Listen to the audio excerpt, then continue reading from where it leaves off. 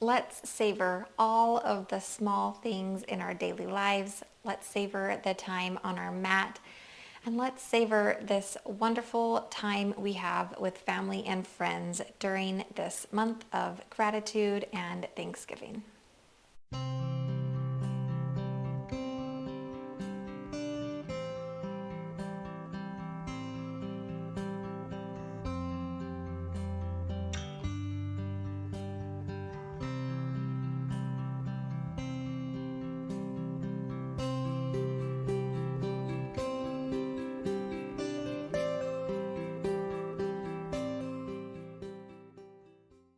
Hello and welcome to today's video. My name is Morgan and I am a yoga for weight loss coach, and I want to show you how to love your body and start to lose weight from that place of love and not from hate. And I believe that starts right here on our yoga mats. Today we are going to talk about November's theme and yoga sequence. November's theme is Savor. I thought this was an appropriate theme for the month of November because we have a lot of time with family, we are very busy, and we're also going to enjoy a delicious Thanksgiving meal. Hopefully you will. And I think we need to remember to take our time and really savor all of these wonderful moments of life. So I encourage you, as you are going through the flow today, to really savor each movement. Notice how you are getting from one pose to the other. See if you can bring in some grace, some fluidity, and just make your flow a little more magical, a little more purposeful. I am going to dive deeper into this theme of savoring our life and different aspects of our life and how that all looks and how we can practice that on a day-to-day basis in a few other videos on this channel, but mostly in my weekly emails that I send to those special people that are on my list. If you would like to learn more about savoring life and getting every little juicy drop out of it, please sign up down below. You will also get, every month when I create these theme and sequences, you will also get a printable version of the sequence that you can print off and practice along every single day and just build your home practice that way. So lots of goodies there. Sign up down below if you want to be on that list. Let's start with today though. Our sequence is going to begin in downward dog, so I will meet you there.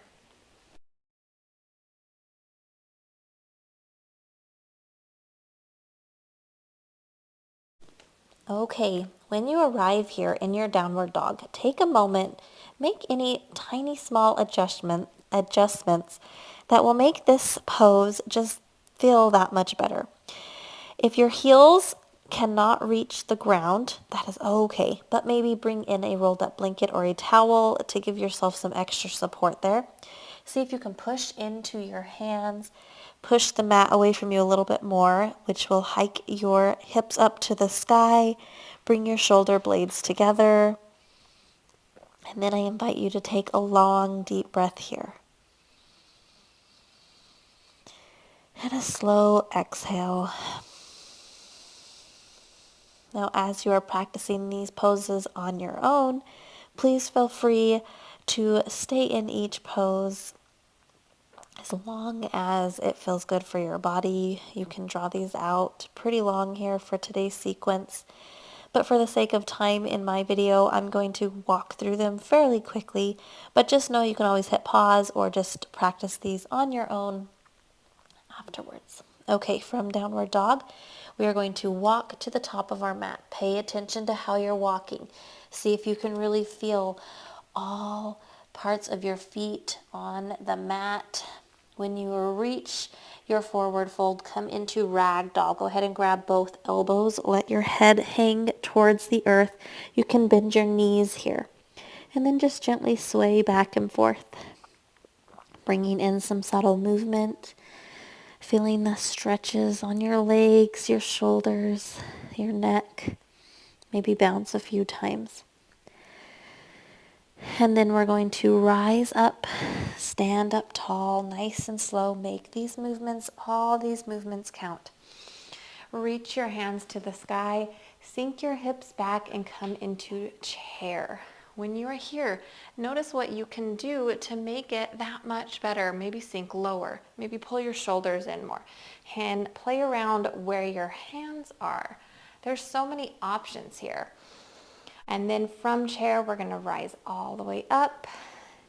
Shift your weight over to one foot and go ahead and come into a one-legged mountain pose, one-legged Tadasana. So again, play around with where your hands are. It can be up to you. You can reach tall.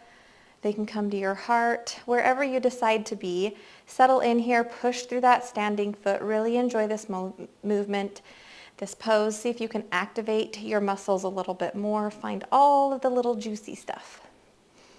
From here, we're going to step our right foot back at about 45 degrees. Reach up to the sky, come in to your warrior one. So we're bending through that front leg. Our back leg is at 45 degrees. Hands to the sky. Pause here and just breathe. Enjoy feeling your muscles work. Enjoy this time on your mat. After this, we are going to come down into triangle. So go ahead and straighten through that front leg. Bring your hands down. Reach your left hand forward and hinge into triangle, reaching towards the earth with your left hand, towards the sky with your right hand. When we do the other side, I'll turn around the other way. You can see the other direction. Options here. Bring your bottom hand to your shin. Bring in a block. Raise that earth up to you. Don't be afraid to make these little tiny adjustments to make these poses feel that much better. After triangle, come all the way down to your mat. Move with purpose. Move slower and more gently. When we arrive here, we're going to come into tiger pose. Go ahead and straighten through your right leg, lift it up, push through your right hand, and reach your left arm forward. Tiger pose. Notice what's happening here. Engage your shoulders, engage your glutes, engage your thigh, and pause. Maybe you bring in movement if that feels good to you. I don't know. Play around with it, savor it, enjoy it. From tiger, we'll release our left hand down. Step our right foot up to the outside of our right hand. Come into lizard. When you arrive, walk your back knee back a couple of inches. Find something that feels good here. I'll turn slightly so you know what this looks like. So here in lizard, you can bring in a block, put your hands on a block. You can bring your hands down to the earth. You could do both, block and hands down. This is an amazing pose for opening your hips. It's going to bring in a lot of emotions and sensations, and I encourage you to stay here for maybe a minute or longer if you can. Just see if you can push your body to that point.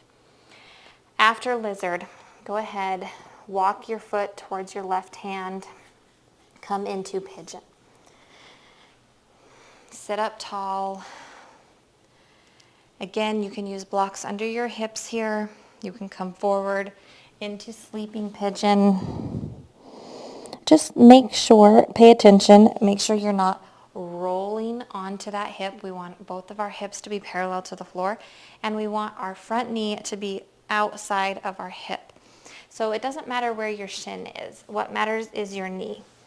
If I am in pigeon like this, I am not going to get much benefit in my hip area because my knee is lined up with my hip. However, if I rotate it out just a little, sit up tall, notice how my knee is now on the outside of my hip. So much better, deeper, fuller stretch here. So this is where you want to be for your pigeon.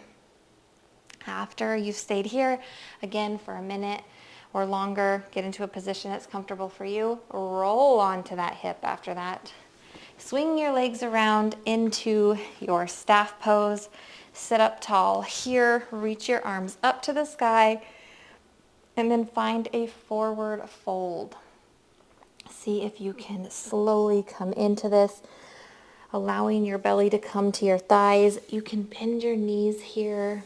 Really make this feel good for you, listening to your body, taking the time to notice and to really enjoy this time on your mat. So you'll stay here for several breaths, and then we'll roll all the way up, and we'll roll over and do the other side. So go ahead and come into your downward dog again. We'll walk through this one just a little bit faster. Again, you can always pause this and stay as long as you want. Find your downward dog, make your adjustments, couple of breaths here. Walk to the top of your mat. Ragdoll. You can sway, you can move here, bend your knees.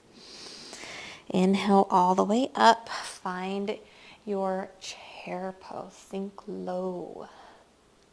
Engage your core, engage those quads. From here, we are going to lift our left foot up this time, coming into one-legged Tadasana. Reach your hands high.